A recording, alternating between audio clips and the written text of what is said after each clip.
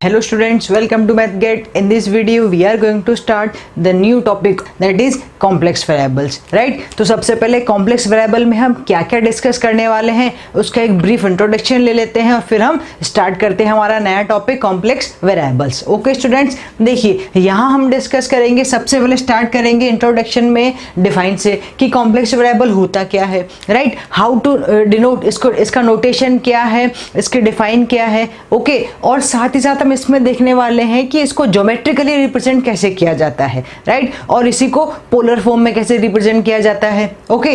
फिर बात करेंगे एप्लीकेशन की कि इसका रियल लाइफ में एप्लीकेशन क्या है, कहाँ कहाँ इसका एप्लीकेशन होता है, कॉम्प्लेक्स वेरिएबल का या कॉम्प्लेक्स नंबर का या फिर कॉम्प्लेक्स फंक्शन का, राइट?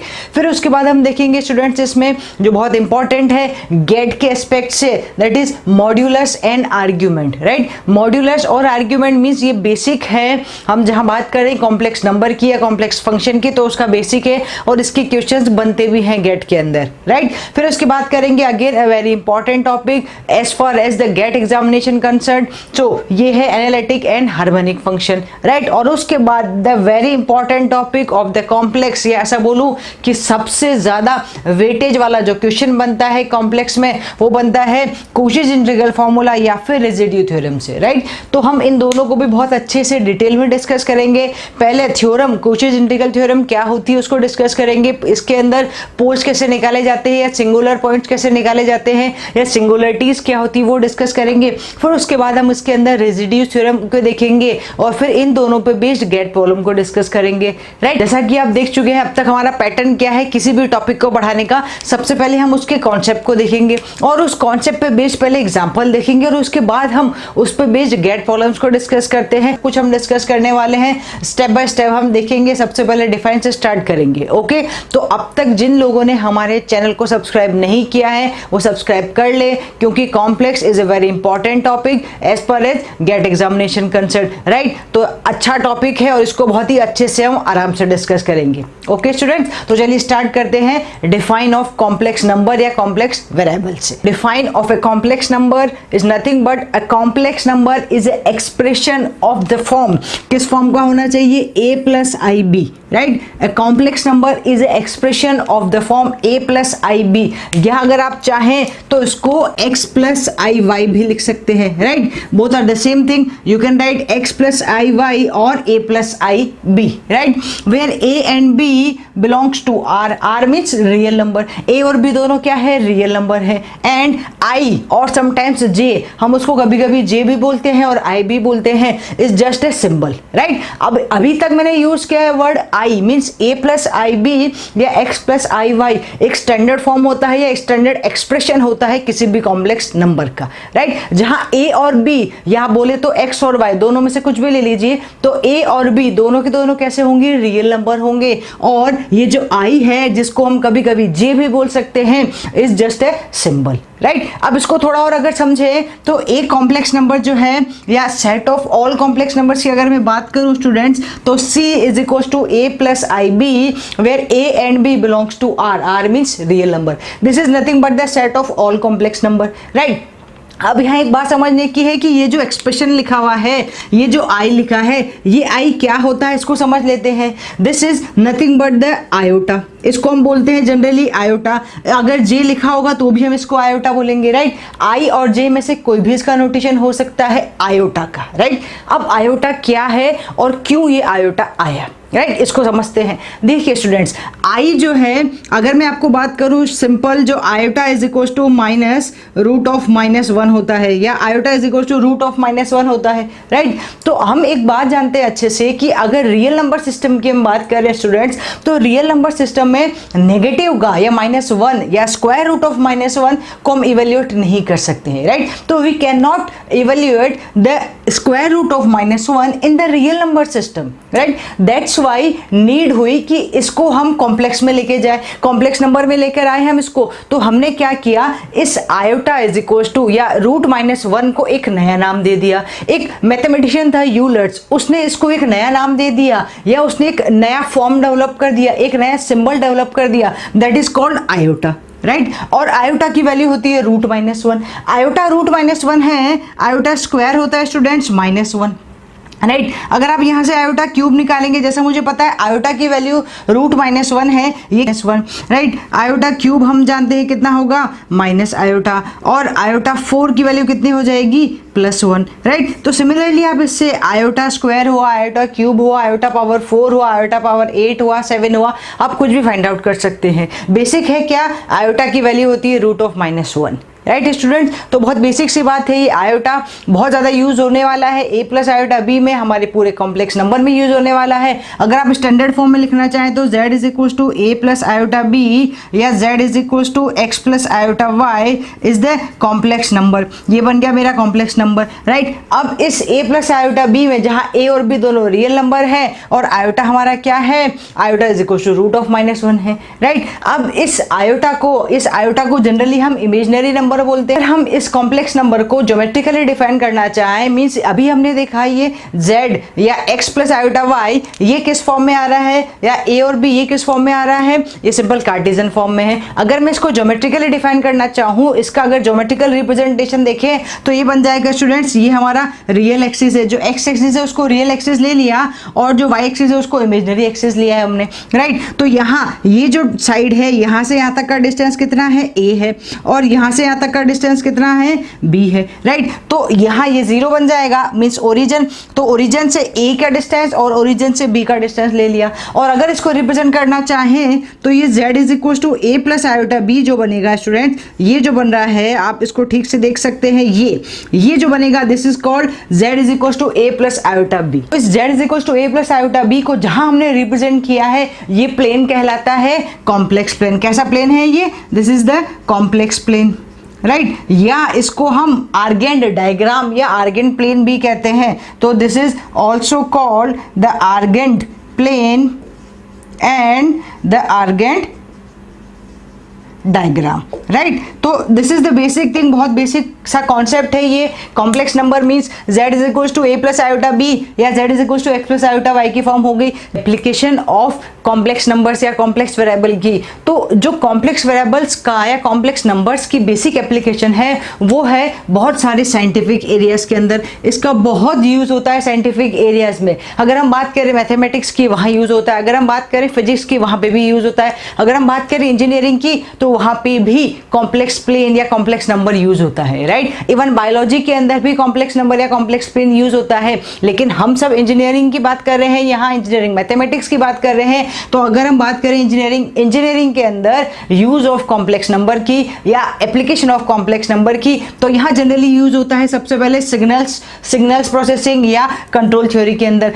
कंट्रोल थ्योरी यहाँ जिसको बात करते हैं हम कंट्रोल सिस्टम की, तो इस कंट्रोल सिस्टम को जनरली हम यूज करते हैं टाइम डोमेन से फ्रीक्वेंसी डोमेन के ट्रांसफॉर्म के लिए right, with the help of Laplace transform. तो इसके अंदर जब आपको जीरोज या पोल्स फाइंड आउट करने होते हैं, जीरोज या poles of that plane find out करने हैं, तो वो प्लेन कौन सा होता है, वो सारे जीरोज और पोल्स किस में निकलते हैं, कॉम्प्लेक्स प्लेन के अंदर निकलते हैं राइट। तो वी जनरली फाइंड, या इलेक्ट्रोमैग्नेटिज्म में भी इसका यूज होता है और फ्लूइड मैकेनिक्स में भी यूज होता है। तो अब तक हमने देखा बहुत ही बेसिक सा डिफाइन और एप्लीकेशन कॉम्प्लेक्स नंबर की राइट। इनमें से कोई क्वेश्चन नहीं बनता है, लेकिन ये बेसिक है जो मैंने आपको एज ए जनरल नॉलेज मैंने आपको डिलीवर की है राइट। अब बात करते हैं जिसका गेट में क्वेश्चन बनता है एक्चुअली, वो है इंपॉर्टेंट फॉर्म। मीन्स सबसे पहले हमने जो अभी देखा कॉम्प्लेक्स नंबर वो कार्टेशियन फॉर्म में था, उसको हम सबसे पहले पोलर फॉर्म में डिस्कस करेंगे। फिर उसके बाद उसके मॉड्यूलस और मॉड्यूलस फॉर्म को और साथ ही साथ उसके एंगल को या आर्ग्यूमेंट को डिस्कस करेंगे राइट, जिसका क्वेश्चन कंपल्सरी एक बनता ही बनता है राइट। तो आइए देखते हैं नाउ। अब बात करते हैं मॉड्यूलस और आर्ग्यूमेंट की किसी भी कॉम्प्लेक्स नंबर की। तो सबसे पहले बात करें जो हमने अभी डिस्कस किया students, z is equal to x plus iota y हमारा एक कॉम्प्लेक्स फंक्शन है right. This is a complex function और कॉम्प्लेक्स वेरिएबल राइट। एक ही बात है, आप कॉम्प्लेक्स फंक्शन बोलिए या कॉम्प्लेक्स वेरिएबल बोलिए राइट। अब इस z is equal to x plus iota y का सबसे पहले मैं अभी ये कार्टेशियन फॉर्म में x और y में, इसको हम कन्वर्ट करते हैं पोलर फॉर्म में राइट। तो सबसे पहले इसको डिस्कस करते हैं पोलर फॉर्म में कन्वर्ट करना।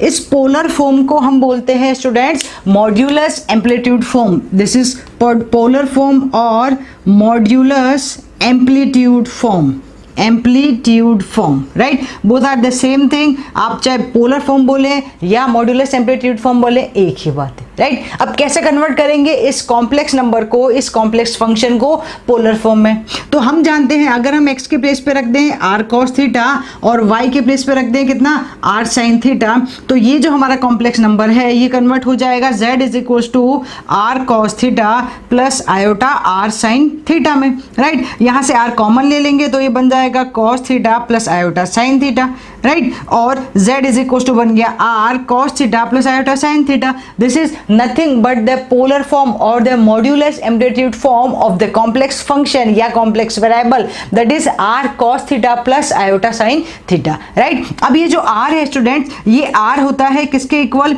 Root of x square plus y square के इक्वल, राइट। या इस r को हम मॉड ऑफ z भी बोलते हैं, this is nothing but the modulus, right.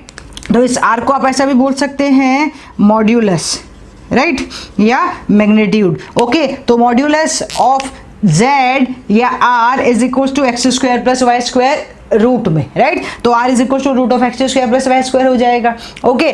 और यहाँ से r फाइंड आउट हो गया। आपको क्वेश्चन जो गिवन होता है जनरली, जो गेट में पूछा भी जाता है, वो क्वेश्चन आपको x प्लस आयोटा वाई के फॉर्म में गिवन होगा। आप सबसे पहले वहाँ से r फाइंड आउट करेंगे root of x square plus y square के फॉर्म में, फिर उसको पोलर फॉर्म में कन्वर्ट करने के लिए r में तो हो गया। अब सेकेंड थिंग आपको चाहिए that is theta, right. Theta is the angle और द आर्ग्यूमेंट। इस थीटा को हम बोलते हैं स्टूडेंट्स एंगल ऑफ z या आर्ग्यूमेंट ऑफ z, राइट।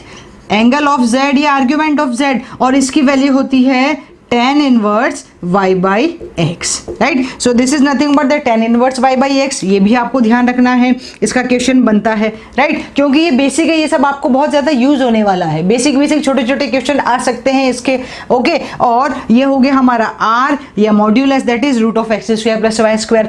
अब आप क्वेश्चन को सबसे पहले देखते ही उससे मॉड्यूलस निकाल देंगे या r फाइंड आउट कर देंगे। तो r हो गया आपका, यहाँ रख दिया आपने। अब आपने क्या किया, यहाँ से एंगल फाइंड आउट कर दिया, मींस थीटा की वैल्यू फाइंड आउट कर दी, और आपने क्या किया, इसमें पुट कर दी। तो जो क्वेश्चन आपको गिवन था किस फॉर्म में, कार्टेशियन फॉर्म में, अब वो कन्वर्ट हो गया पोलर फॉर्म में, right. Are you getting my point, right. अब इसी के साथ साथ इसमें एक इंपॉर्टेंट चीज भी है जो आपको आनी चाहिए स्टूडेंट, वो ये है कि अगर आपका जो क्वेश्चन है, अगर आपका question suppose e power iota theta की फॉर्म में लिखा हुआ है, अब ये भी ध्यान रखिएगा, अभी आपने ये देखा कि कॉम्प्लेक्स फंक्शन को कार्टेशियन फॉर्म में कन्वर्ट कर सकते हैं या कार्टेशियन फॉर्म में लिखा जा सकता है, कॉम्प्लेक्स फंक्शन पोलर फॉर्म में लिखा जा सकता है, और अब आप ध्यान रखेंगे कि कॉम्प्लेक्स फंक्शन एक्सपोनेंशियल फॉर्म में भी लिखा जा सकता है, राइट। तो e पावर आयोटा थीटा अगर कहीं लिखा हुआ है तो आप इसको लिख सकते हैं cos theta plus iota sin theta. This is nothing but the basic Euler's form, right. इस यूलर फॉर्म की हेल्प से हम लिख सकते हैं e पावर आयोटा थीटा को cos theta plus iota sin theta, इसी को यूलर फॉर्म बोलते हैं, राइट। अब इससे एक बेसिक प्रॉपर्टी आती है, इस cos theta plus iota sin theta को आप बोल सकते हैं cis theta, CIS, cis theta, that is the cos theta plus iota sin theta, right. अब इस सिस थीटा की एक प्रॉपर्टी है, जैसे cis theta 1 into cis theta 2 आपके पास अगर कहीं क्वेश्चन आ गया तो आप इसको लिख सकते हैं cis of theta 1 plus theta 2। This is something like log m into log n is equal to log of m plus n, right. इस प्रॉपर्टी को ध्यान रखने का तरीका हो सकता है, m log वाली property, log m into log n is equal to log of m plus n। Similarly आप इसको ऐसा भी देख सकते हैं, cis theta 1 by cis theta 2 is equal to बनने वाला है कितना, सिस, अब आप मुझे बता सकते हैं, this is nothing but log m by log n that is equal to log of m minus n। तो ये बन जाएगा cis theta 1 minus theta 2, right. तो ये यूलर्स फॉर्म है जो एक्चुअली इसका कोई क्वेश्चन नहीं बनता है, लेकिन क्वेश्चंस को इजी बनाने में इसकी हेल्प ली जा सकती है, राइट। एक और इसमें यूज होता है that is D Moivre's theorem. ये भी आप इसको आप मतलब ये इनका कोई डायरेक्ट क्वेश्चन नहीं आता है स्टूडेंट्स, ये क्वेश्चंस को इजी बनाने के लिए छोटी छोटी चीजें हैं जो आपको पता होनी चाहिए, राइट। जैसे यूलर्स फॉर्म देखा मैंने, राइट, पोलर फॉर्म का तो क्वेश्चन आता है, एंगल का क्वेश्चन आता है, मॉड्यूलस का क्वेश्चन आता है, और आर्ग्यूमेंट मीन्स एंगल का क्वेश्चन आता है। एक थ्योरम और है de Moivre's theorem, right. De Moivre's theorem के अकॉर्डिंग ये एक्चुअली यूलर्स में यूज होती है। आप ऐसा लिखा है cos theta plus iota sin theta की पावर n, तो आप उसको लिख सकते हैं cos n theta plus iota sin n theta, right. जैसे सपोज आपके पास लिखा है cos theta plus iota sine theta का क्यूब, तो you can write cos 3 theta plus iota sine 3 theta, right, with the help of this de Moivre's theorem, right. तो de Moivre का use Euler's में भी होता है, तो यूलर्स और डी मोवियट दोनों साथ में आप ध्यान रखेंगे। ओके, मैं फिर से रिपीट कर रही हूँ, इनका कोई डायरेक्ट क्वेश्चन नहीं आता है, ना यूलर फॉर्म का ना डी मोवियट्स का, लेकिन ये छोटी छोटी चीजें हैं जो हमारे क्वेश्चन को बहुत ईजी बना देती हैं। Okay students.